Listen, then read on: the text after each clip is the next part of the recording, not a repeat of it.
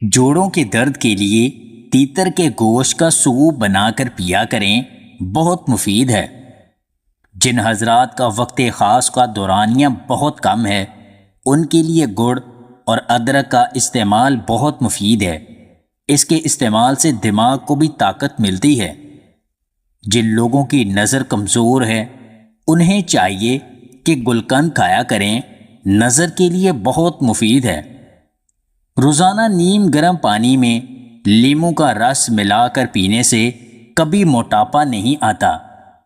اگر دل میں درد ہے تو انگور کے رس میں عرق گلاب ملا کر پیا کریں، بہت مفید ہے۔ لیموں کے رس میں تھوڑی سی چینی ملا کر چاٹ لینے سے کھٹے ڈکار آنا بند ہو جاتے ہیں۔ پیاز کے پیسٹ میں شہد مکس کر کے ماتھے پر لیپ کرنے سے دماغ کو طاقت ملتی ہے۔ کشمش کے استعمال سے جسمانی تھکاوٹ دور ہوتی ہے اور جسم کو طاقت ملتی ہے۔ ادرک اور گڑ کو مکس کر کے کھانے سے جگر کی کمزوری ختم ہوتی ہے اور جسم کو طاقت ملتی ہے۔ ہلدی کو پانی میں مکس کر کے اس گاڑھے پیسٹ کو جوڑوں پر لگانا جوڑوں کے درد کے لیے مفید ہوتا ہے۔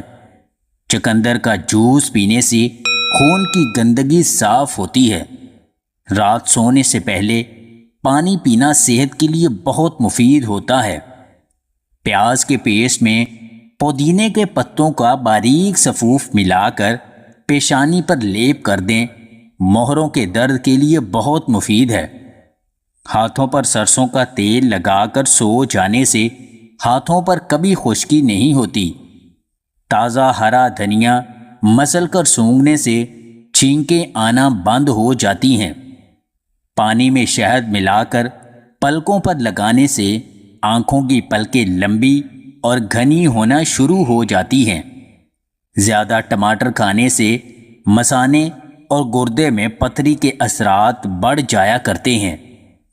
چنبیلی کے پتوں کا پیسٹ ناف پر لیپ کرنے سے پیٹ کی چربی کم ہو جاتی ہے۔ چاول کو ہلدی لگا کر رکھ دینے سے کیڑا نہیں لگتا۔ گلے میں درد ہو تو اجوائن کے پتوں کو چبایا کریں، درد اور سوزش کے لیے مفید ہے۔